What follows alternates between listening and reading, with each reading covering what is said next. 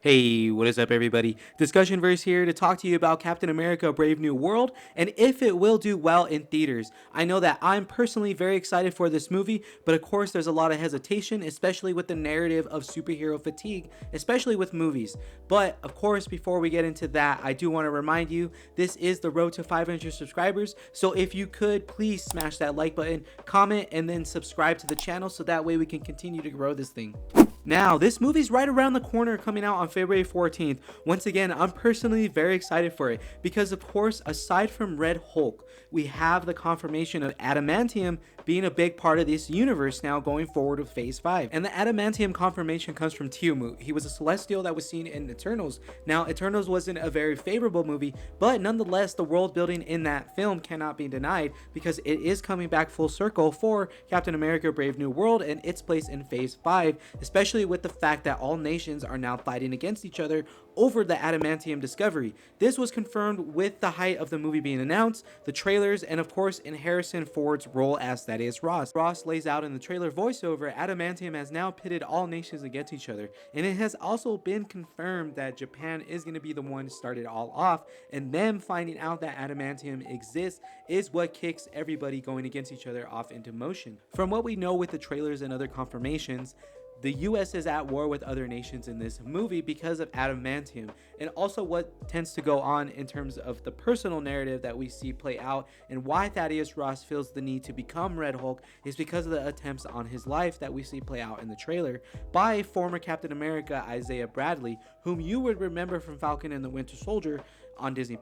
Now, with that being said, there's going to be some sort of trigger that's going to cause Isaiah Bradley, amongst others that are going to be in attendance for the presidential speech in this movie, to where they start attacking him, similar to how the Winter Soldier was activated before.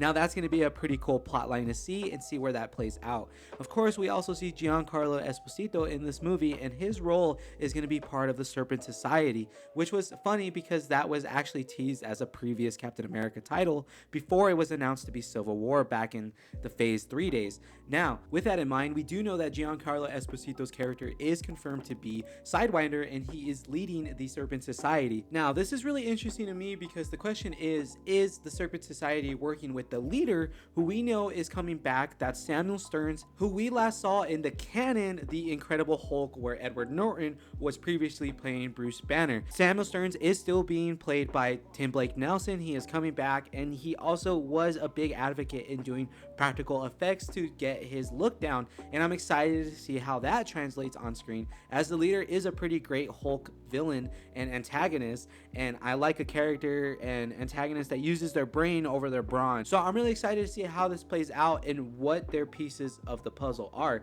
because again, it's more like chess pieces here, right? We're still trying to figure out the overall main plot. Of course, we know little things here like Red Hulk is going to be in it. We know that the leader's coming back into it. We know that, Serpent Society is now a part of it with Giancarlo Esposito revealing some details on that. So we have all the ingredients, but we're trying to see how everything starts to formulate and how this pushes the narrative forward. So again, this to me is really exciting because I think the movie is going to be a lot better than most are giving it credit for. This is a very easy critique to make, especially with Marvel movies nowadays, or really any superhero movie. I think the big narratives that go forth with any video or journalist or, article or magazine, whatever you come across, is going to ask the question of, is there superhero fatigue?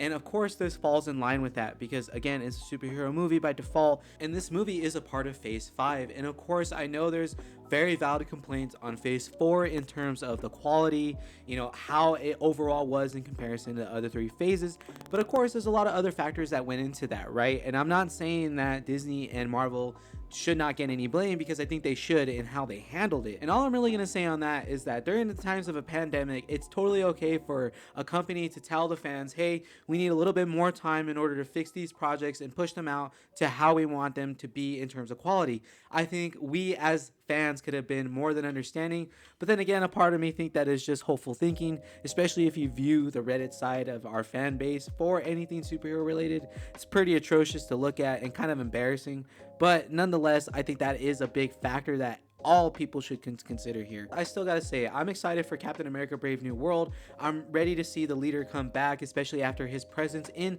The Incredible Hulk and that awesome tease that we got towards the end of that film. And then of course, Red Hulk looks great. I think his design has improved since the first trailers have come out up until now, and I'm ready to see how the final product looks on the big screen.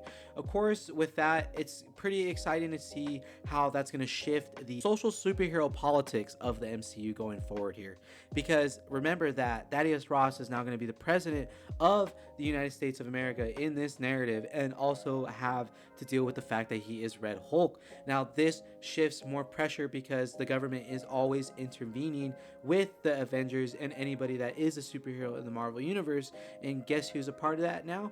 Thaddeus Ross in his human form, which makes him all the more better adversary than just being Red Hulk only. One of the other bigger questions that this movie probably will address is the status of the Avengers in the MCU now, as this team has been absent for a while now, and I think it's time to start revealing what the future of the team is going to be in the MCU. Captain America Brave New World should answer that question in some way, considering that Avengers Doomsday and Avengers Secret Wars are on the horizon for the MCU Phase 5. It's about time that we're going to need to get information on the status of the team sooner rather than later. Their biggest ally in the government, Nick Fury, is gone. Now Thaddeus Thunderbolt Ross is president and pitting the Avengers in an even more difficult situation than prior. But the two biggest reasons I'm excited for this movie is going to be the Adamantium being introduced now, and that shifting the balance of power within the MCU.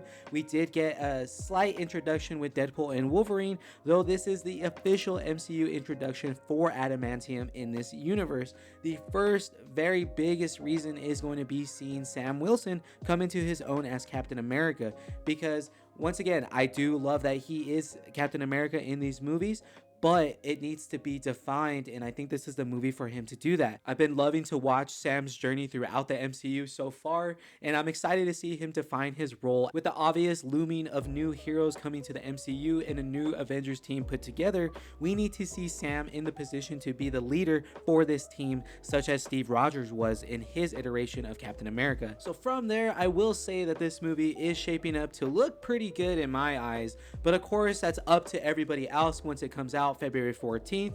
Until then, this is all I have for you guys on my thoughts for Captain America Brave New World. I do want to hear your thoughts, so of course smash that like button, comment down there below, and if you're new to the channel and just clicked on this video, be sure to hit that subscribe button, because once again, this is the road to 500 subscribers. I thank you guys for your support, and until next time, I'll catch you guys later. Peace.